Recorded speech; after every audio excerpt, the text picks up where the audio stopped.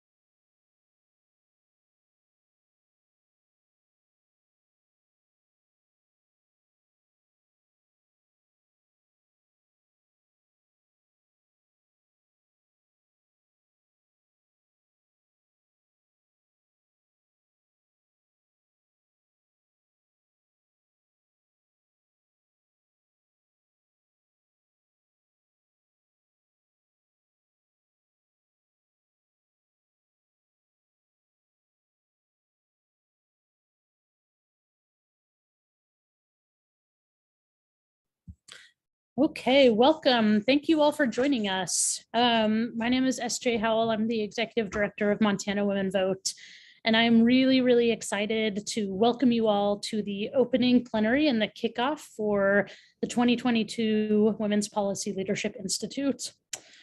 The Women's Policy Leadership Institute, or WPLI, as we call it, is a program of Montana Women Vote. Montana Women Vote is a statewide organization of low-income women, families, LGBTQ and Two-Spirit folks, Black, Indigenous, and people of color, and their allies. And we work statewide to engage folks in the democratic process as informed voters, policy advocates, and community leaders. And we're really excited for the next week of workshops, panels, and skills labs. The presenters who are going to share with us, and for all of you for joining in the upcoming conversations and community building work. We hope that the information that we have to present to you over the next week will inform your efforts in your communities, help all of us continue to build and create change, and tackle the issues that most impact ourselves, our loved ones, and our communities. I'm going to take just a moment up front to go over a few technology and housekeeping notes. So this panel is webinar style. That means that all of you participants are automatically muted, and you won't be able to unmute yourself without the tech host's permission. So if you want to be unmuted, you can click the microphone icon in the bottom left of your screen. Or if you're on the phone, press *6, and we can unmute you if you want to ask a question in person. But we encourage you to ask questions and engage with other participants in either the chat or the Q&A functions on Zoom. The chat is the little dialog box in the middle of your screen, and the Q&A is two little dialog boxes on the right-hand side of your screen. It seems like there might not be a mic option, and we'll see if we can get that turned on as we go. The Q&A is really helpful specifically for questions that you have for presenters or panelists, and we'll try to keep an eye on that and review it throughout the presentation and during the Q&A section. And the chat is a great place for you to share your thoughts, engage with other participants, or ask questions if you'd like to there as well. We have closed captioning available if captions are helpful. You can turn your captions off and on and adjust the size of those captions by clicking on the live transcript box at the bottom of your Zoom screen. If you have questions or technical difficulties with any of this, you can put them in the chat, or if you need to, you can call staff directly here at the office at 406-317-1505, and we will put that number into the chat, and hopefully someone can help you with any technical difficulties. We are recording this session, and we'll be recording all the sessions of WPLI. So if you missed something or you want to go back and review, those recordings will be provided on our website after the end of the conference. At the end of the session, we are going to provide a short online evaluation. These evaluations are really helpful for us. We review them, we read every single one of them. They help us put together WPLI every year, and we really do welcome the input and feedback from folks. So we encourage you to take a minute when we're done here, stay on your computer and fill that out. As a bonus, we are going to raffle off several prizes. We have some Visa gift cards, and we also have 3 signed copies of What We Don't Talk About When We Talk About Fat, which is a fantastic book written by our keynote speaker, Aubrey Gordon. And every time you fill out an evaluation, your name will get entered into that raffle. So the more workshops you attend and evaluations you fill out, the more chances you have to win one of those prizes. And those, again, we will provide the link for those evaluations at the end of the session, and it's also available on our website. So those are our tech notes. Before we go any further, I also want to take a moment to acknowledge, as we gather here at WPLI from all parts of the state, that we are all joining this event from land that we now call Montana, but land that was the traditional homeland and common hunting grounds of many tribes, and is today home to 12 sovereign tribes with well over 67,000 enrolled members. Those of us who are not Indigenous or Black acknowledge that we're settlers on this land, and we benefit from the colonization and oppression of Indigenous people, past and present. I also want to note that we're gathering here today in February, Black History Month. We recognize the invaluable and incomparable contributions of Black people every month. And we take this month especially to lift up and highlight the leadership and excellence of Black people now and in the past. And it's particularly important to acknowledge that Montana has had many thriving Black communities whose history is often overlooked or purposefully erased, and who shaped Montana in many ways. We have the full language of our land acknowledgement and a great traditional lands map available on our website, and I encourage you to make sure you take a look at that. So here we are. Welcome to WPLI. I'm so excited that you all are here. If folks want to take a moment to drop into the chat a short introduction, your name, what city you're joining us from, and your pronouns, that's a great way to see who's here and to maybe see some familiar names or meet some new people. I want to take another moment to just talk a little bit about what we have coming up for the rest of the week. All of this information is available on our website, and that link is in the chat. But we have a full week of really exciting and powerful workshops and panels coming up. I'm going to read through them just briefly. If you've registered with us, which of course you have, you probably saw a list, but I want to say again that it's worth considering joining as many as you can. They're going to be really exciting. Tomorrow, Thursday, we have Voting Rights in Montana, a panel from noon to 1:30. And tomorrow evening from 5:30 to 7, we have our keynote speaker with Aubrey Gordon, who's the co-host of the hit podcast Maintenance Phase and the author of the book I mentioned earlier, What We Don't Talk About When We Talk About Fat. On Friday, we have a panel on climate inequity from noon to 1:30. That's going to be really exciting. It's a topic we haven't spent a lot of time digging into in the past, and we're really excited to have that space for that conversation this year. On Saturday and Sunday, we have 4 workshops that are our skills labs. If you've been to WPLI before, you know that skills labs are really designed to present usable information that you can take into your everyday lives to help make more of an impact on the issues that you're working on. On Saturday, our first skills lab is how to run for office from 2 to 3 p.m. And our second skills lab, also on Saturday, is storytelling through independent journalism from 3 to 4 p.m. On Sunday, we have 2 more skills labs, navigating the legislature from 2 to 3 p.m.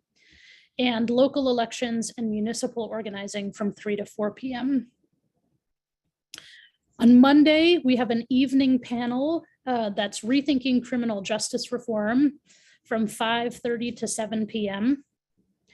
Tuesday, we have healthcare policy in 2022 from noon to 1:30. And we will wrap up with possibly our best panel Wednesday evening, what's at stake in Indian country, looking at Indigenous policy at the local, state, and federal level. Again, Wednesday, 5:30 to 7. So I know that's a lot. Every single one of those panels is going to be worth your time. You can find the entire list again on our website or on our social media, and we hope you'll join for as much as makes sense for you. And one last tech note, this year we are using Slack. Slack is a place to chat, connect with others, discuss what you've heard, share ideas. You all should have gotten an email invite to join the conference Slack. If you haven't, again, let us know either in the chat or you can email one of our staff or call that phone number. And we're happy to help support you joining or using Slack. But I think this is a great place where we can hopefully have a little more depth of connection and conversation despite us having a virtual WPLI again this year. So lastly, in our sort of housekeeping and notes, I want to take a moment to thank our sponsors. Even though we don't get to come together in person this year, WPLI still costs money, and we want to be sure that we provide the best and most accessible experience to everyone we can. And we can't do this without our sponsors. So I want to take a moment to thank the Montana Budget and Policy Center, Montana Coalition Against Domestic and Sexual Violence, Forward Montana, Blue Mountain Clinic, Planned Parenthood of Montana, and the Women's Foundation of Montana. Every one of these sponsors helped us put this conference on, and again, we thank them very much. We couldn't do it without them. So let's talk just briefly about WPLI. I said earlier, this is our 16th annual WPLI, which means that for well over a decade, we have been putting on this conference. And it was really created as a space where low-income folks and their families and allies could come together to learn, to build relationships, and to take action. It's been one of our favorite things that we do every year. It's a chance to meet new people, to learn about amazing work happening in communities across the state, and to strengthen our skills. And I think it's really important, especially right now when opportunities for connection and deep conversations feel harder to come by, that we make a space where we can really dig into the topics that we have ahead of us, whether they are learning more in depth about policy, becoming policy experts in our own right, in our own communities, whether it's really strengthening our skills so that we can continue to show up and do this hard work of social and racial justice. And most importantly, it's about building those relationships, knowing that we are not the only ones who are doing this work, that there's always exciting and creative work out there for us to learn from. and that when we work together, our work is easier and better.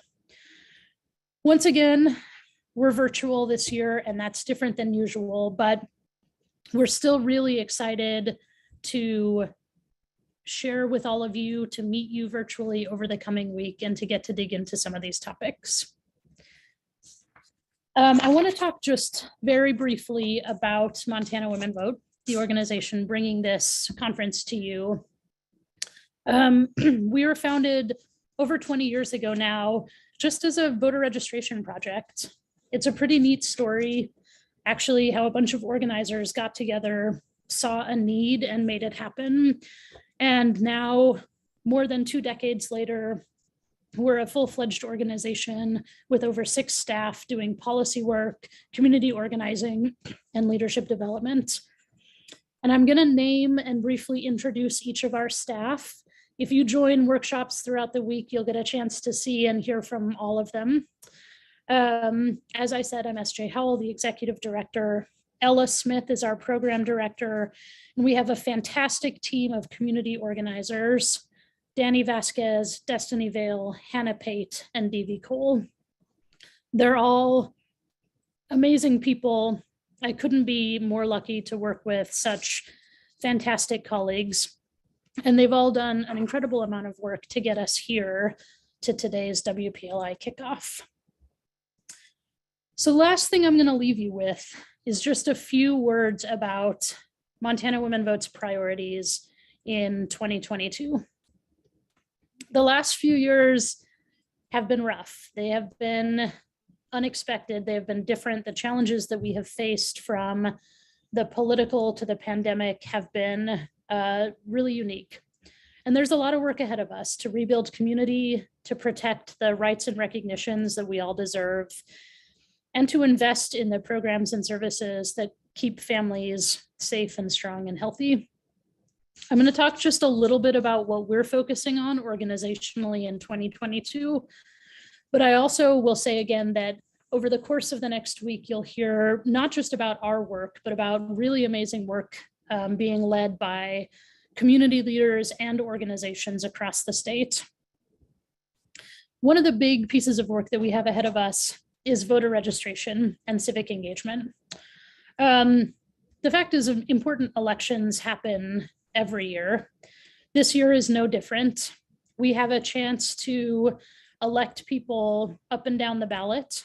And there's also going to be some big issues directly on the ballot in the shape of legislative referenda and citizens' initiatives. Those issues include things like abortion rights, they include tax policy, they might include a variety of other issues, and we'll know that more as the year shapes up. And of course, in last year's legislative session, there were a number of attacks on voting rights, making it harder for people to register and harder for people to vote. And so it's more important than ever, not just that we dig into those policies and work on the policy end of things, which again, we'll talk more about tomorrow at noon, but also that we're out in communities, meeting folks where they're at, providing access to voter registration and access to information about what's on the ballot. So we're going to be doing a lot of that work. We're going to be doing that work with a number of our partners and allies. And you'll probably see us out in the communities with our clipboards in front of the grocery stores again soon as it's safe. Another big piece of our work is interim legislative work and policy development. And there's just a few things that I want to name here. One is really the opportunity that we have to invest a lot of the federal money that has come into the state through COVID relief funds, whether it's ARPA or maybe the potential for Build Back Better to pass, even the infrastructure funds that passed last year.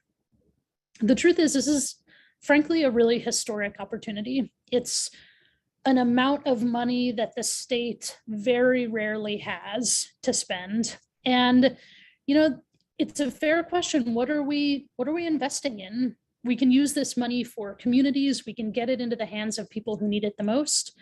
Or we can do other things. We can see that money wasted, squandered, or spent in the ways that benefit folks who have the most already.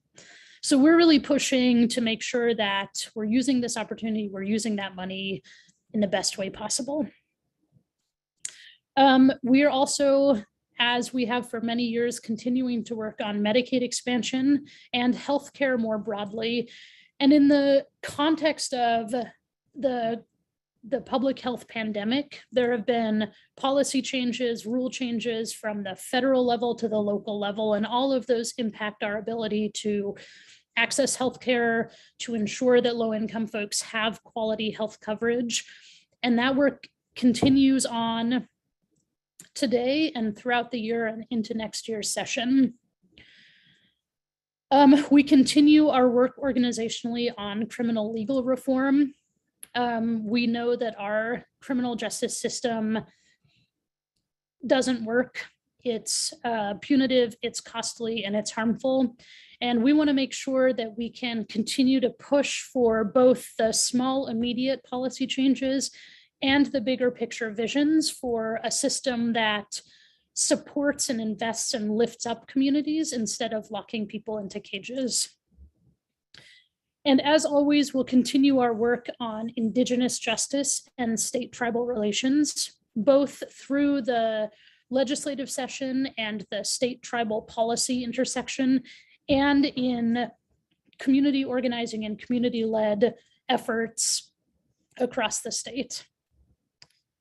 Lastly, I'll just say that, as I mentioned before, we have work ahead of us to rebuild community, to rebuild relationships, to remember what it is to do this work together.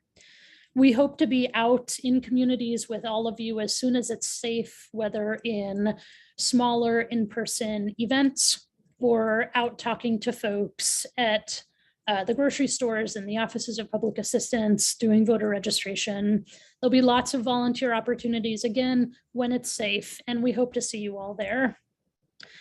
So that's the end of my opening. I'm so excited that you're all here. Welcome to WPLI. I hope you stick around and continue to join us for the rest of the week. And I'm really excited to hand it over to Ella and Hannah for the racial wealth divide.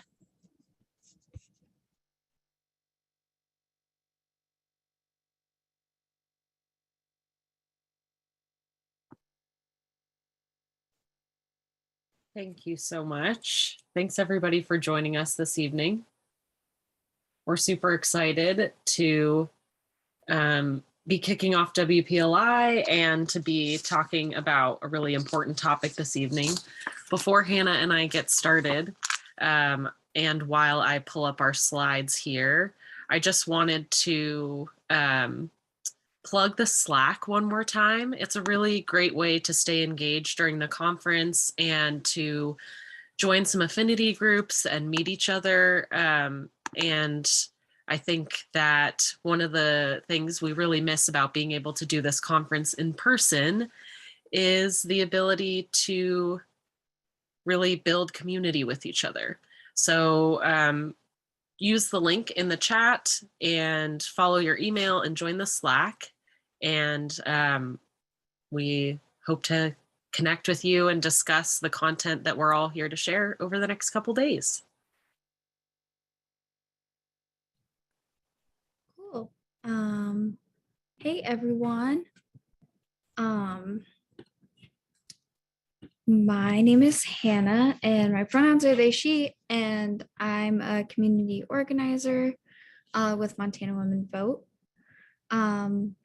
We're moving into the segment of our agenda called the Racial Wealth Divide.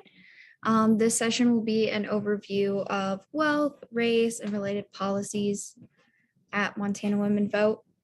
As a reminder, this workshop is webinar style. You're muted automatically and are not able to unmute yourself without permission. To request to be unmuted, you can raise your hand. If you're on the phone, you can press #6. So you can ask questions using the chat or the Q&A function found below. And we'll be checking that Q&A throughout the workshop in order to answer your questions. If you have any questions, please put them in the chat or call our staff at 406-317-1505. We're recording this session, so if you missed anything, we've got you covered. So now that that's covered, let's set some community ground rules and best practices. So share the air or wait, ask yourself, why am I talking? Be respectful of others, act and speak with best intentions, and understand that your words and actions have an impact. Confidentiality is super important here. If someone shares their story, don't out their experience. Stories that are shared here stay here, but lessons that are learned, you can feel free to take with you. Be sure to ask questions, but ask the right people. Speak from your own experience, and just know that oppression exists, but there's no debating that, and we don't need to recreate those dynamics here. When you make a mistake, say oops or thank you and move on, and acknowledge and honor your feelings that may arise during this session, but challenge yourself to stay in the moment and be here to learn.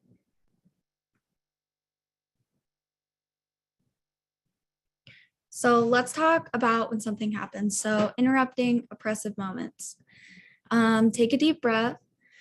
Name the behavior, not the person. So say that joke was inappropriate. Say why it's wrong. Jokes like that rely on racist stereotypes that are hurtful, and give a direction, give a next step. So say, please don't make jokes like that again, is an example.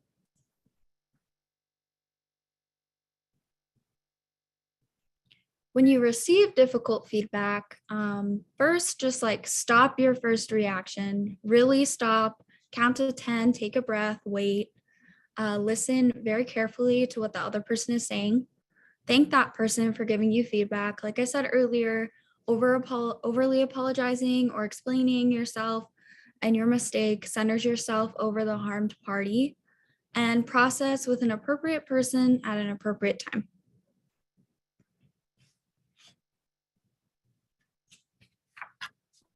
Thanks, Hannah. Yeah. Those tools are going to be really helpful for all of us, I think, throughout this conference, but especially as we talk today with some of our content. These subjects can be tricky and they're very personal, and it's important to have some tools to be able to interrupt moments that can be harmful, to be able to receive that feedback, and to be able to engage with each other, because we're all here to learn and share the space respectfully. So now we're going to get into the racial wealth divide. I'm going to review a little bit about what we're going to cover in the next hour. We'll start off with some definitions, spending a few minutes talking about income, wealth, race, and white supremacy. We'll then look at some charts and statistics that'll help us sort of understand how these concepts are differently distributed across races. We'll talk about the roots of the racial wealth divide, exploring how current policies continue the racial wealth divide and identifying ways that communities have resisted these policies. And then we'll talk about what policies Montana Women Vote is working on and some policy examples that other organizers and organizations are proposing to address the racial wealth divide.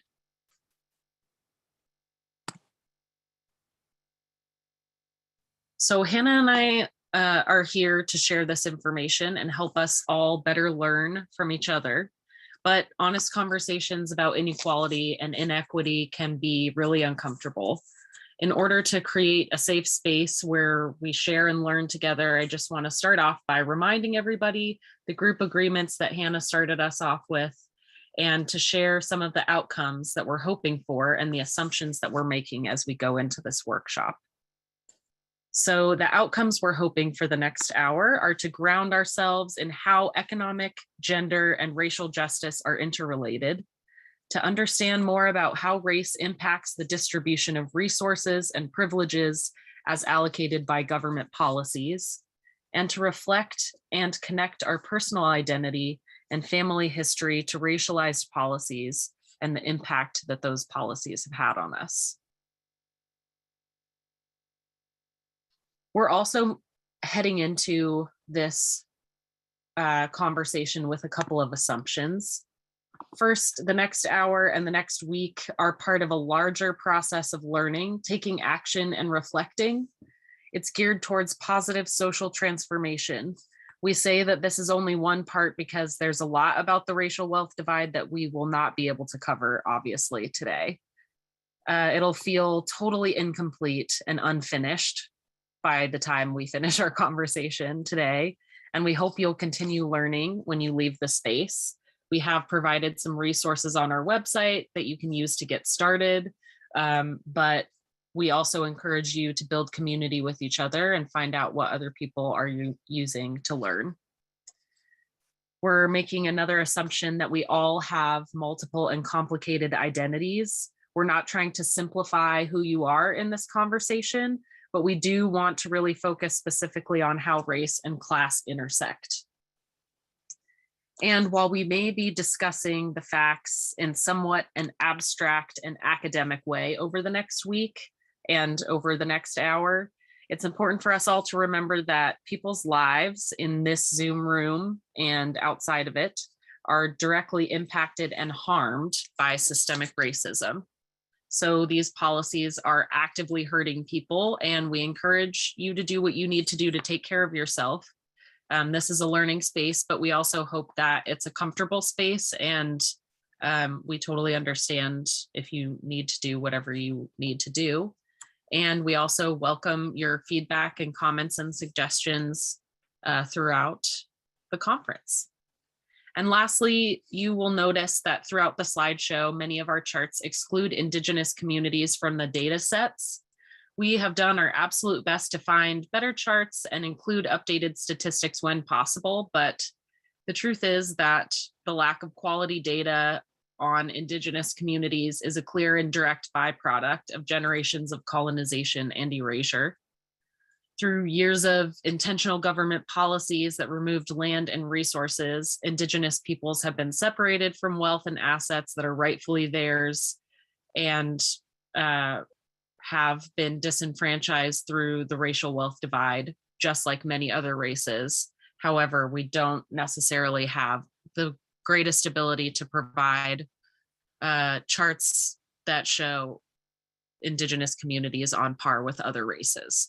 So we will do our best to sort of represent the best we can, and we hope that we can continue to advocate for better data collection in the future. If you have any questions during the presentation you'd like us to answer, we might not be able to answer them in the moment. So make free use of the Q&A and the chat box, and we will do our very best with the time that we have left as we approach 7 o'clock, as we want to respect everyone's time this evening. So now I'll turn it back over to Hannah. Sweet, thank you. So when we talk about income, when economists talk about income, they're referring to your paycheck, government benefit check, or dividend check. For example, it may also be payments that you earn from your retirement account or a rental property. When we talk about wealth, it's what you own minus what you owe. So it's the total value of what you have in the bank, what you own in property or investments minus student debt, what you owe on your mortgage or any other debt that you might have. So you can see in this graphic, you can imagine a river running through a lake. The river running into the lake is income, and the river running away from the lake is your expenses. The lake, whatever is left over, is wealth.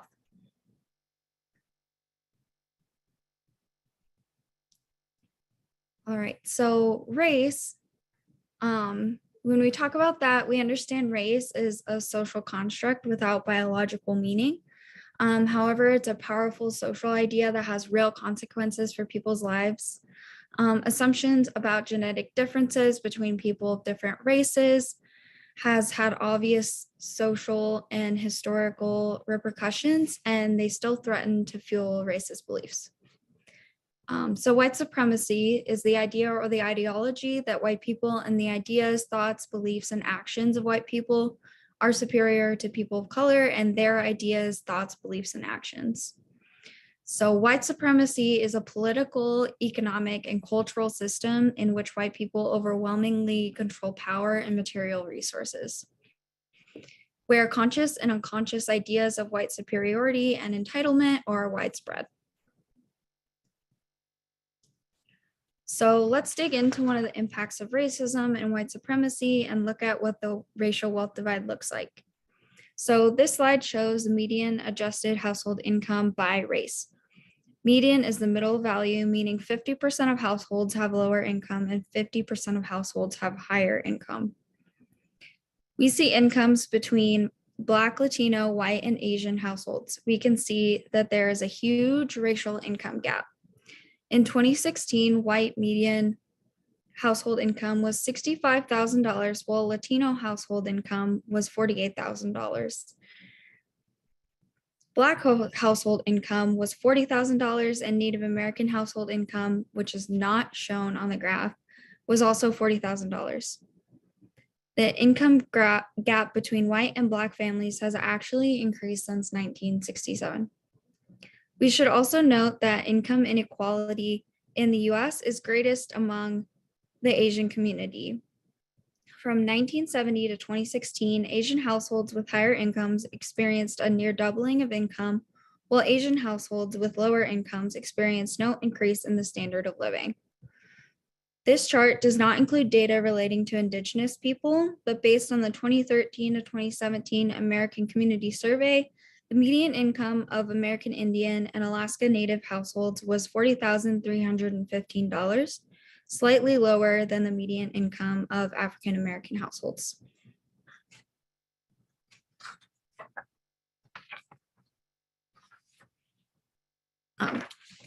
Okay. So let's talk about what's on this graph. So it shows similar outcomes starting in 1988 and going until 2020. You'll notice that there aren't any recent shifts in the trend lines between 2016 and 2020. Thanks, Hannah. So this next slide helps us understand the gender wage gap a little bit. We see that the gender wage gap has narrowed over the last few decades. However, about 40% of the narrowing of the gender wage gap in the past 40 years has been due to the decline in men's wages, particularly low-wage workers, and about 60% is due to an increase in women's wages. While there are more well-paid women in the professions than in certain professions than there were 30 years ago, there are many more women who have been forced to enter low-paid service sector work, particularly women of color and immigrant women. And most of these low-paid jobs are low-paid because they've been considered quote-unquote women's work.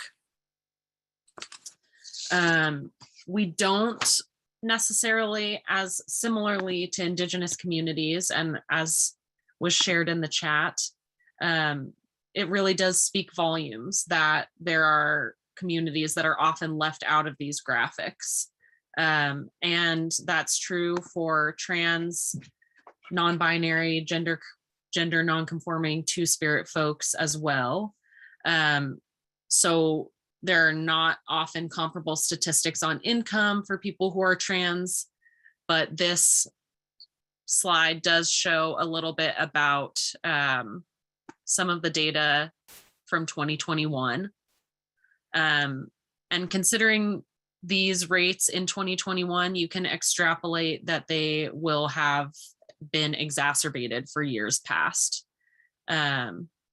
So this is showing that all LGBTQ folks earn about 90% of the average worker, trans men earning about 70, as well as non-binary, gender non-conforming, and two-spirit folks as sort of a broad category. And then with trans women earning on average 60% of the average worker. And that's just from 2021. So that's this year.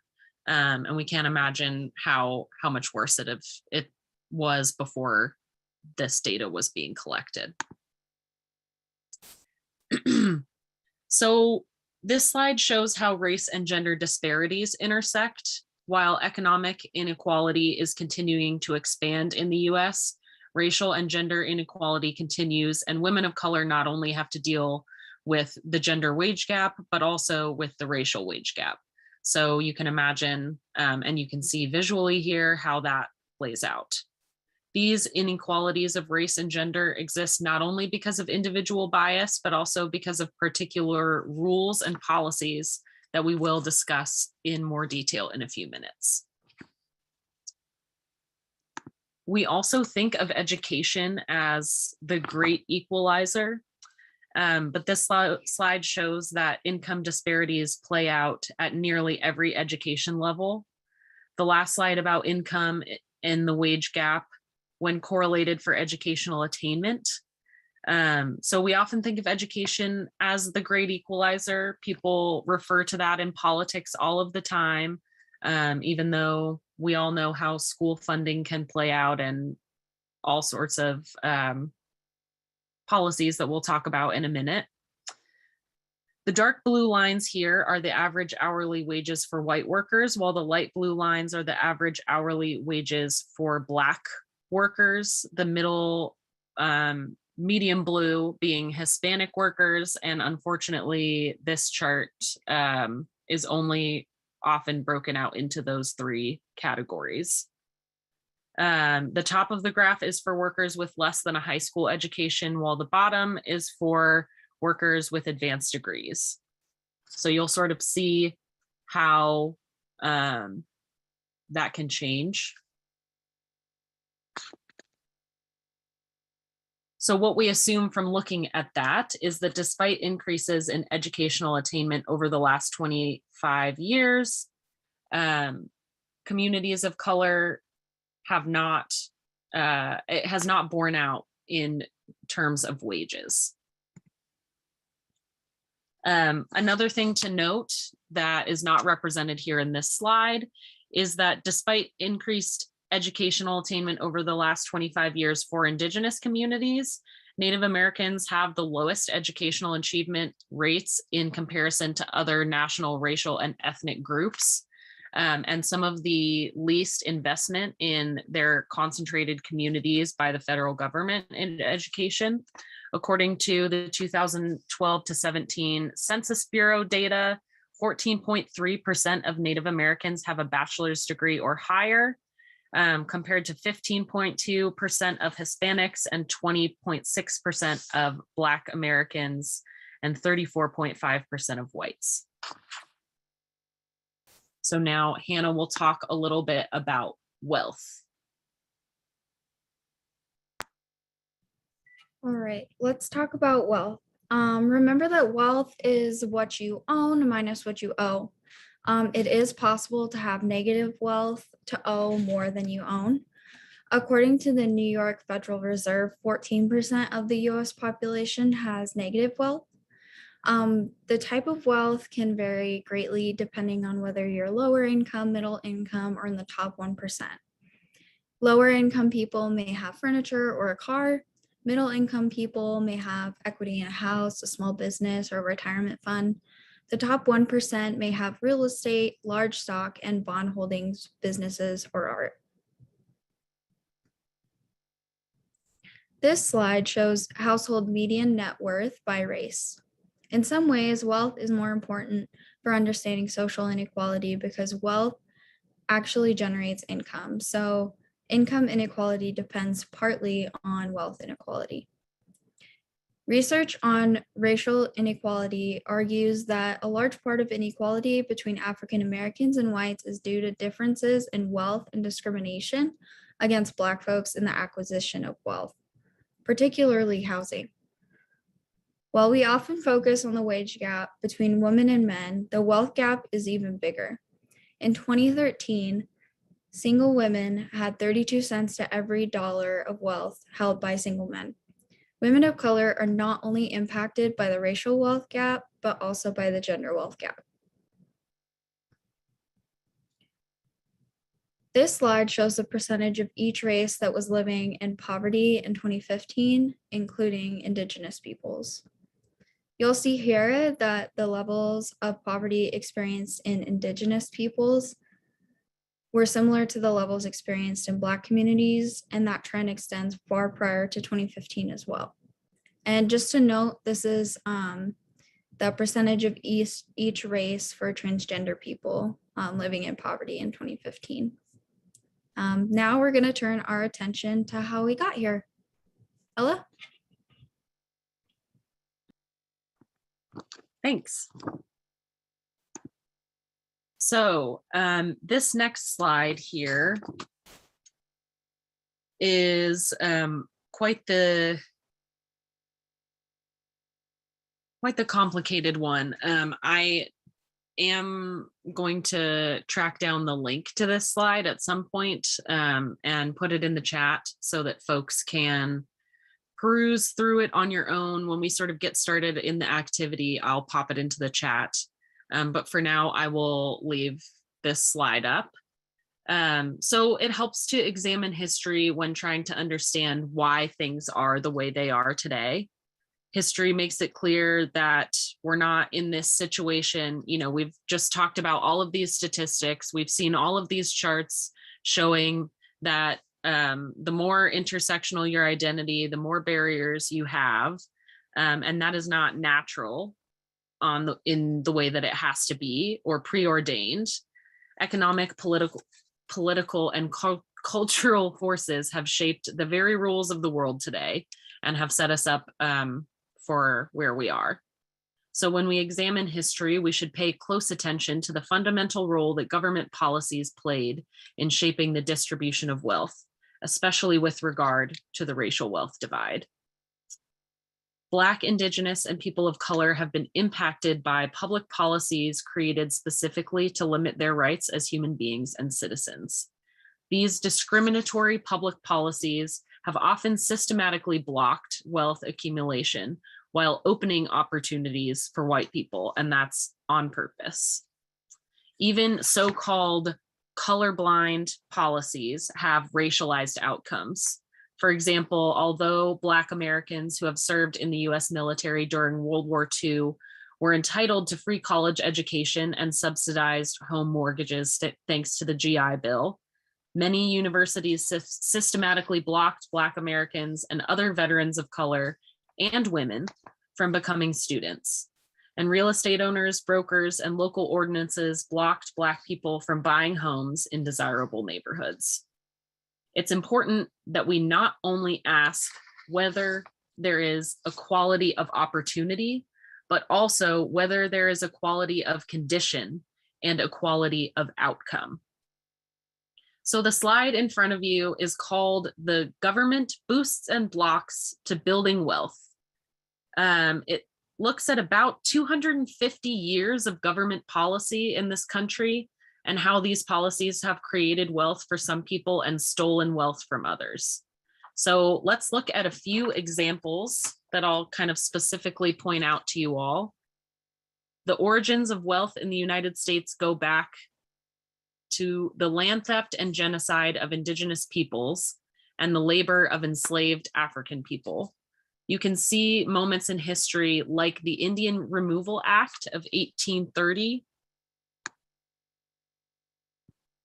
which is right around the left-hand side of the blocks section. You can also see the annexation of Mexican land in the 1840s that turned land theft and colonization into official government policy. I'll also draw your attention to the economic support offered during the New Deal era. It was often available only to white people. And the Social Security Act, for example, which provided a safety net for millions of workers, denied benefits to domestic and agricultural workers, who were mostly people of color.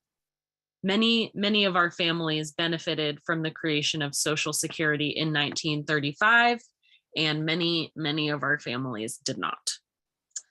we're going to take a few minutes to look at and consider this timeline. So I'm going to talk about a couple of questions that we're going to consider and sort of discuss in the chat. And I would encourage you to change your chat response to everybody so that when you're replying, everybody can see what you're saying. I will pop the link into the chat so that you can open this page in your browser, or unless somebody else did it, which I will find out in a moment. And I'm going to go over a couple of questions that we're going to be discussing and responding to in the chat. So as you look at the racial wealth divide graphic, where are there moments in the timeline when you see race playing a role in wealth accumulation?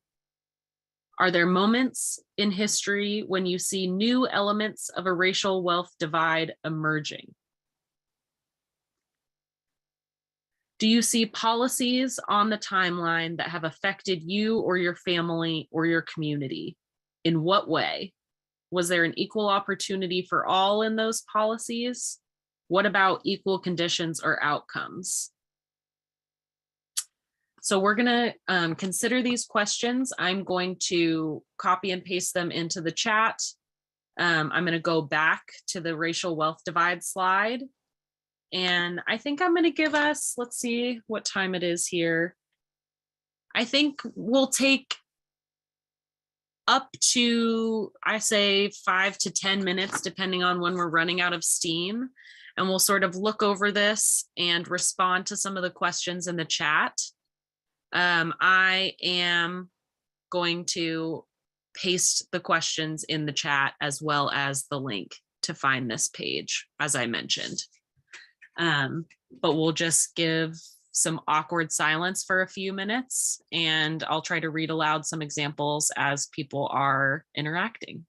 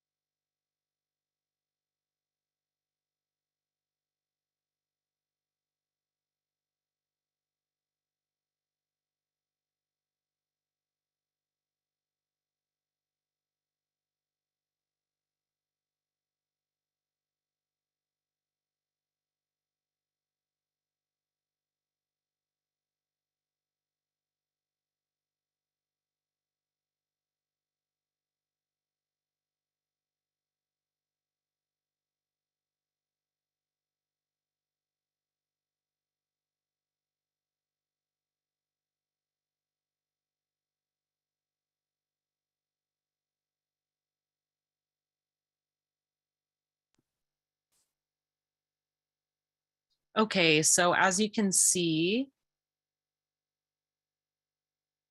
Zuri posted the Boosts and Blocks faireconomy.org link into the chat. So thank you so much.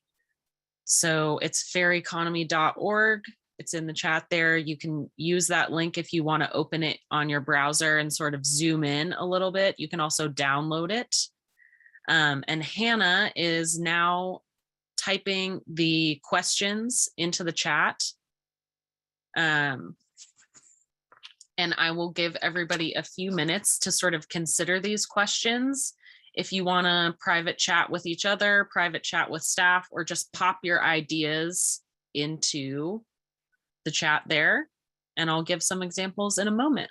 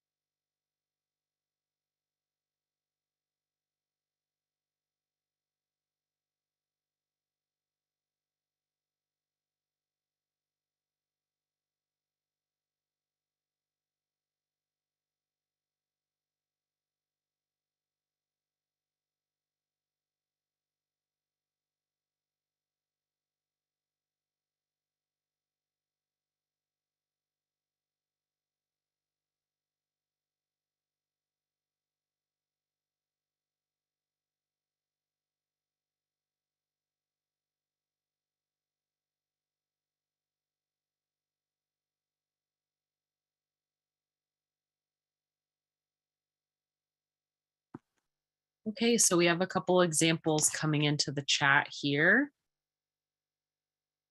Some folks whose family benefited from the GI Bill and being a veteran was sold a parcel of land for a very affordable price, which is not necessarily an equitable outcome for other folks.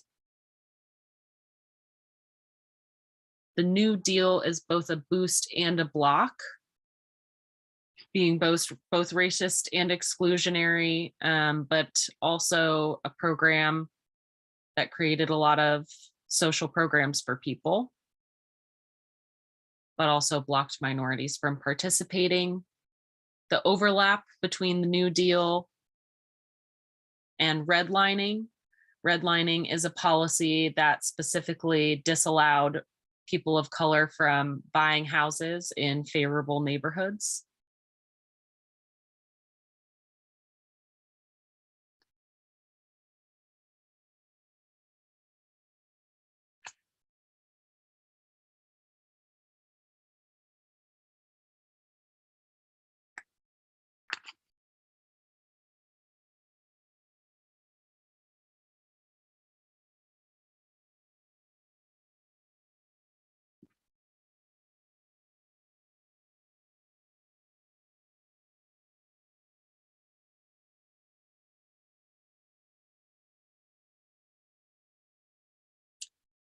Has anyone noticed moments in the racial wealth divide where you see a new element of a racial wealth divide emerging? I don't think we've had any responses to that question in the chat yet.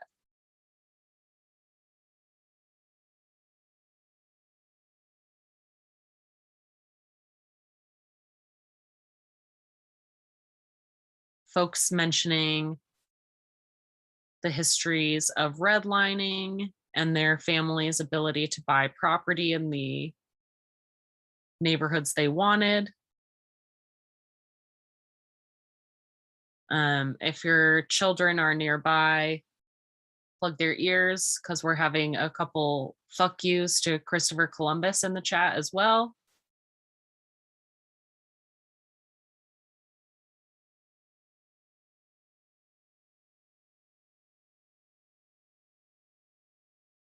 The theft of indigenous lands has been brought up as the root of the block, but it's also definitely a moment in history where a new, quote unquote, new moment of the racial wealth divide emerges.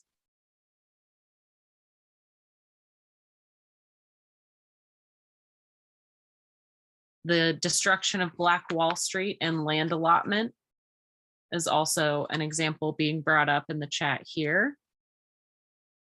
So let's keep this conversation going both in the chat and maybe Hannah, we could start a conversation somewhere in Slack around the racial wealth divide and some examples and some policy discussions over there in the Slack space, as well as continue it in the chat. So, let's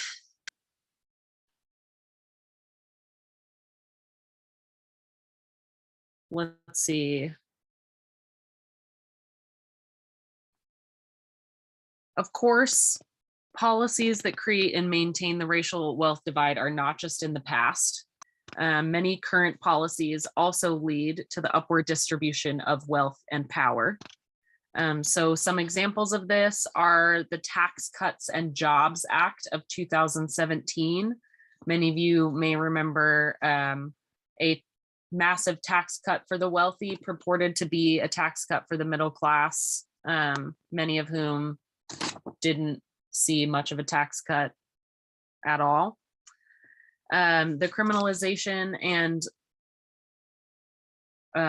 lack of federal recognition of the legalization of marijuana is a policy that creates and maintains the racial wealth divide to this day. As I'm sure many of you know, especially Black people and people of color in this nation are disproportionately arrested and penalized for possession of marijuana specifically, but also all drugs, all illegal substances. And another policy that I think personally definitely maintains the racial wealth divide is the sad, pathetic, low minimum wage that we have in this country. The fact that our minimum wage is not a living wage in most places, especially communities in cities where people of color live and work, and continuously cannot afford to live in the communities where they work because the cost of living is shooting up and the minimum wage has not raised for many, many years. And you have to rely on your state government to support you in that way. It's a sad state of affairs, as we all know. For as long as the racial wealth divide has existed, though, there's been resistance to both the policies and the outcomes. Sometimes this resistance has been through policy change, and sometimes it's been at a community level, and sometimes it's looked entirely different. So some of these examples of a form of resistance to the racial wealth divide were actually mentioned in the chat through some of our conversations that we've been having. Specifically, Black Wall Street in Tulsa was an explicit form of resistance to the racial wealth divide, where a community of Black residents of Tulsa built their own wealth, their own Wall Street, and built a thriving community on their own that didn't rely on white folks to dictate the terms of their wealth acquisition. And obviously, white folks destroyed that building of wealth. Another example of resistance is community-driven microloans. An example in Montana is the Black, Indigenous, and People of Color Mutual Aid Fund. But there are many mutual aid funds and community-driven microloan funds throughout the nation for communities of color, for people leaving incarceration, for trans people of color leaving incarceration. You know, you really can get very specific or very broad. Also, some folks in the chat here, Native American owned marijuana businesses can't get bank accounts in traditional banking institutions with the current federal laws restricting tribes getting into the industry.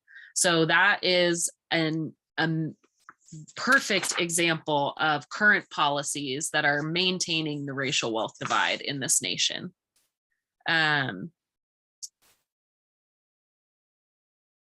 Oh, and another example here about the foster system, white families adopting Indigenous children without any sort of cultural competency or policies to address the difficulties that may arise for that child from having, you know, a separation from their own culture and their own traditions, and even having access to that information. A question in the chat here.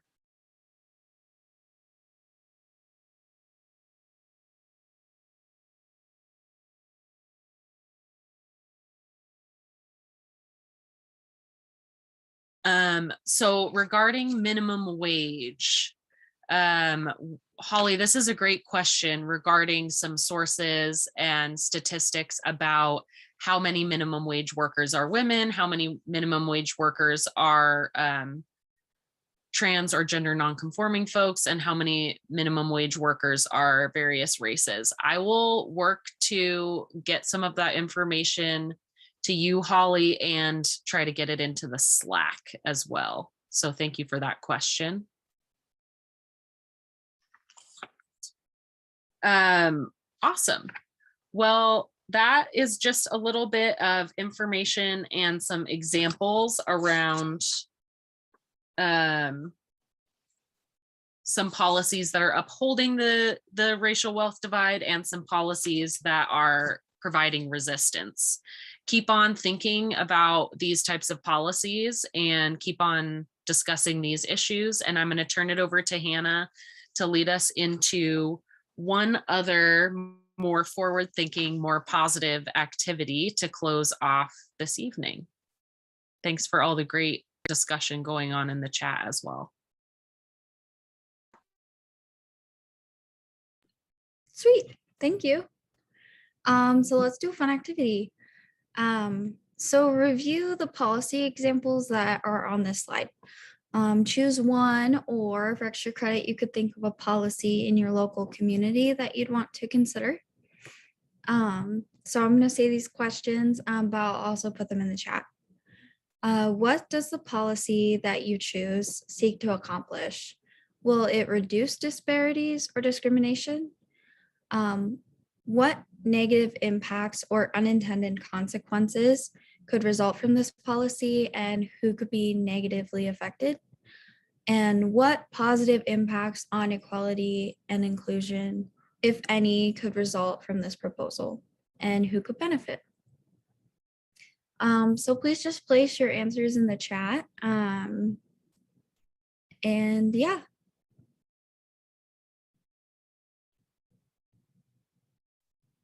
We'll focus on this for a few minutes.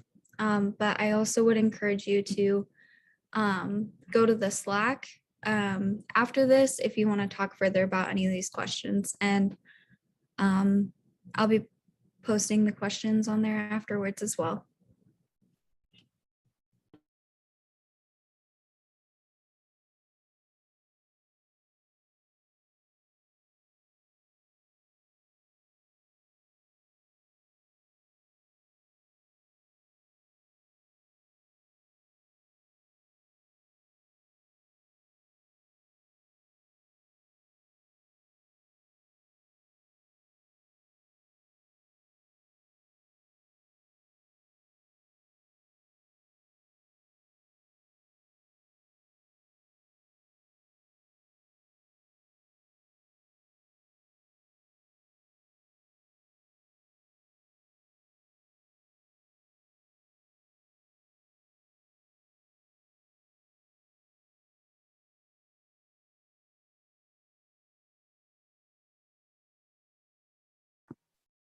I'll show the questions again in for a moment on the screen, but then I'll go back to the policies in a moment.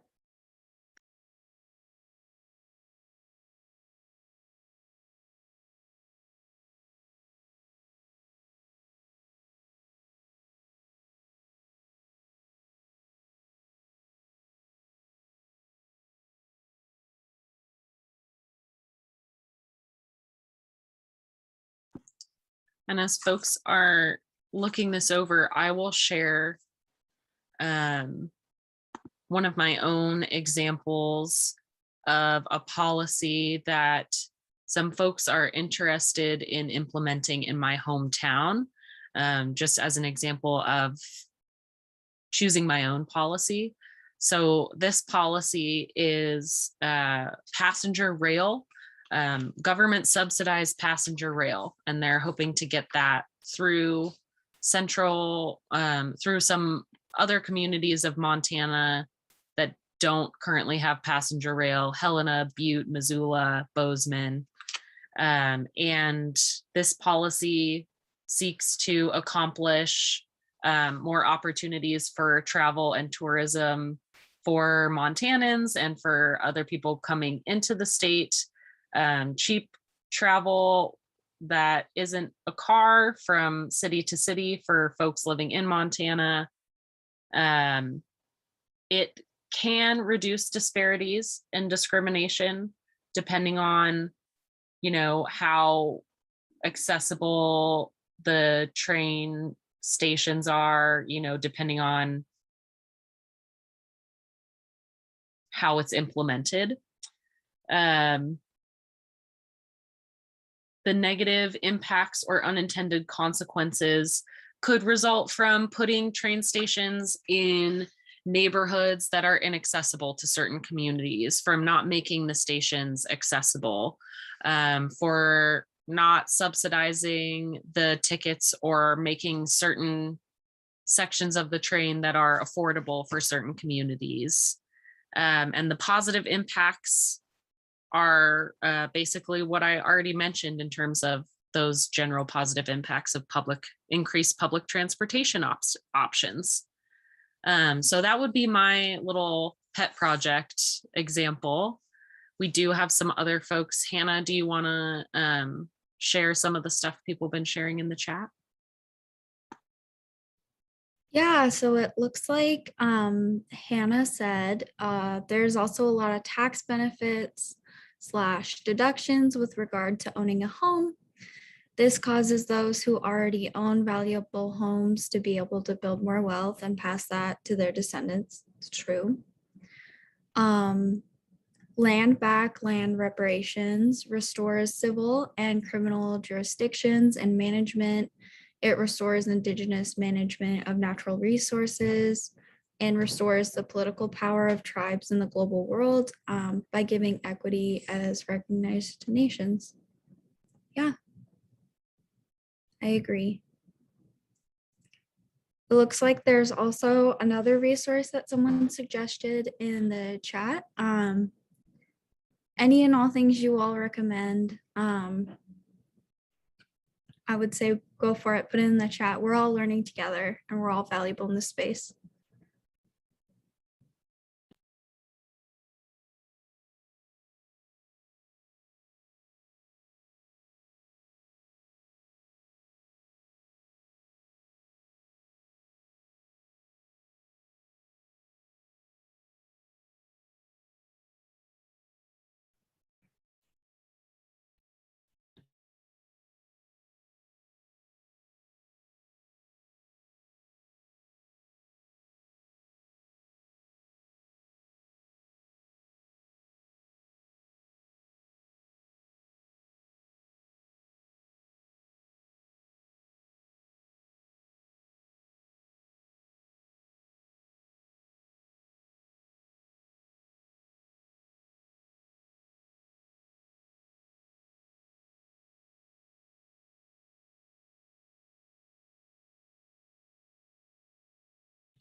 All right, so it looks like folks are finished up putting their answers in the chat.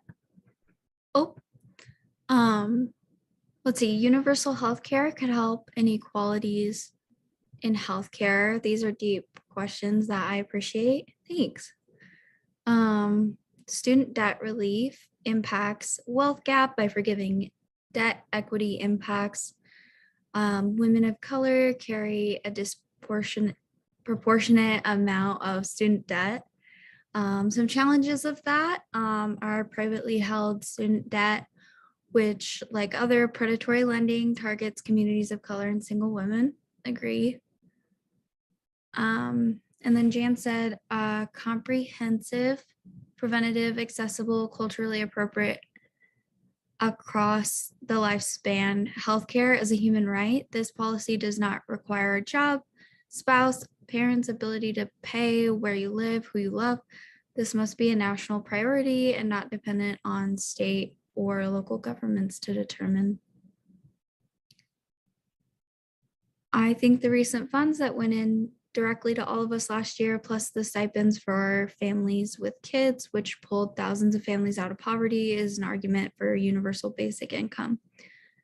Pardon me not using the correct language. No, these are all great answers.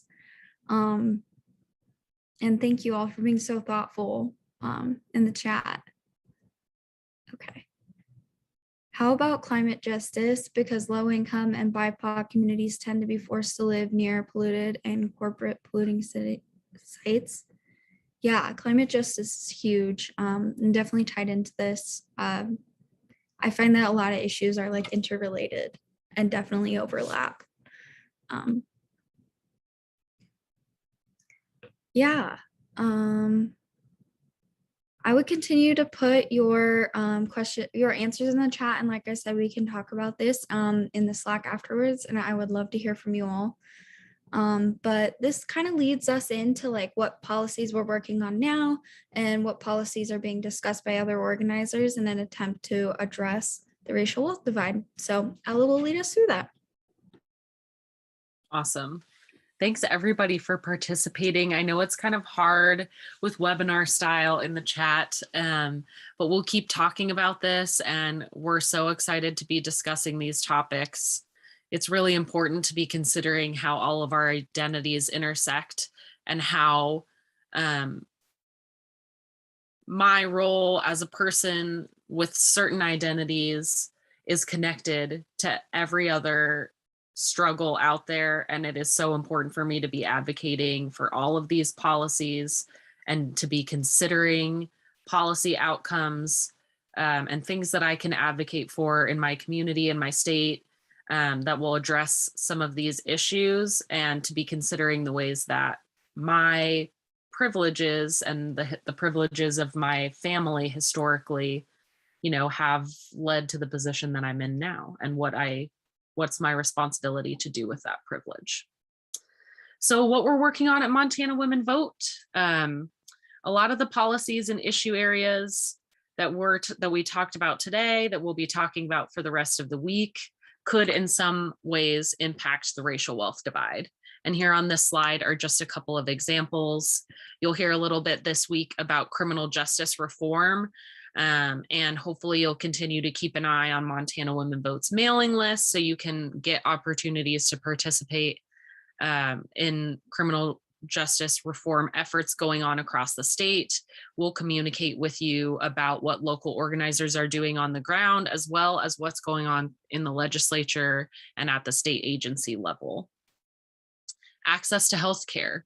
As many of you know who have watched us over the years, Montana Women Vote is one of the leading organizations in the healthcare coalitions in Montana that are working to pass and maintain Medicaid expansion, hopefully even continue expanding access to healthcare in the state. So keep an eye on all of our things for future information on that. You'll hear about voting rights tomorrow from some very smart people who we're excited to hear from. The earned income tax credit is an issue that Montana Women Vote's been talking about for many years, and we always advocate for in the legislative session. That has a huge benefit for all families. Non-discrimination ordinances that can happen at the local level, the state level, and nationally, protecting people in income or in employment and housing.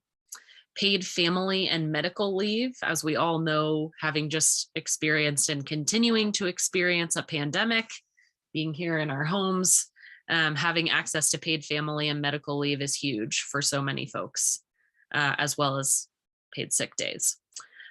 So keep an eye on our email list and our socials for all of these issues. There's also obviously lots of issues and policies that people out there are dreaming about, including us, and working towards, that would be absolutely foundational to shifting the racial wealth divide.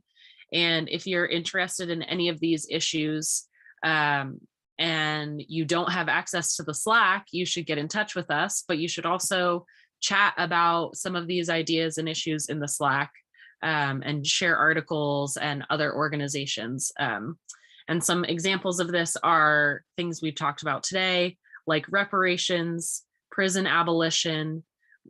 Prison abolition, what we mean when we say that, it actually means not using the carceral prison system as the way that we punish people in this nation.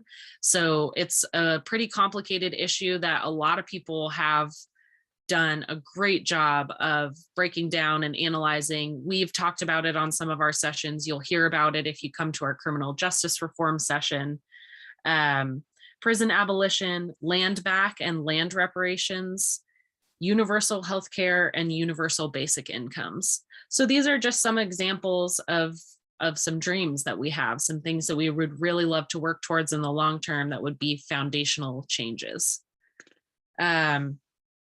So just to close off, I want to thank everybody for joining us this evening. I know that these issues are huge. I really want to thank Howell and Hannah for joining me this evening to talk about Montana Women Vote, some of our history, some of the things we're looking forward to this year. These issues of identity and policy and learning and taking action, all of these things are tied together. And it is all what comes together to make the Women's Policy Leadership Institute. It's exactly why we're all here, to affirm our identities, to learn, to share, and to be together with other people who understand our experience and share our values. So we're so excited to be here with you today. And we're so excited to have you join us for the rest of the conference. Thank you for attending this session of WPLI. If we weren't able to answer your question, you can email us and we'll get back to you as soon as we can. We are going to add the evaluation form in the chat. I do see that there's a hand raised, so I'll unmute you in just a moment. But if you complete the evaluation, you'll be entered to win a copy of What We Don't Talk About When We Talk About Fat by our keynote speaker, Aubrey Gordon. It is a signed copy, and it's an extremely exciting prize. I will be filling out the evaluations myself and evaluating myself quite highly, shall I say. And there'll be a full recording of this session available on our website very soon. I can't tell you exactly when, but it'll definitely be by the end of the conference, hopefully sooner. Thank you for attending, and I will now answer some questions and stay on with those who are interested or have your hands raised to see what questions you may have. Sorry, it'll just take me a minute to navigate around. I think I'm gonna have to close the slideshow.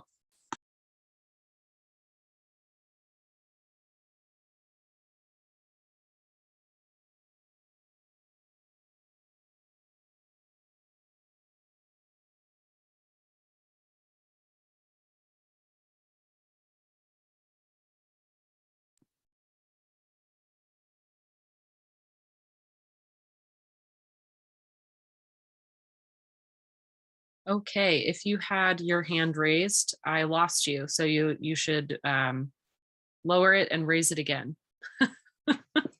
Or put your question in the chat. Thank you everyone for all your kind words and compliments. I will not be reading them out loud.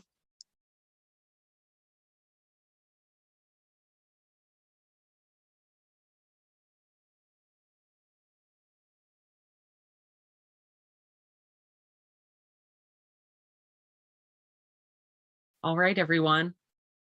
Well, thank you all for joining us. You can log off now. I'll stay for a few minutes for final questions or thoughts.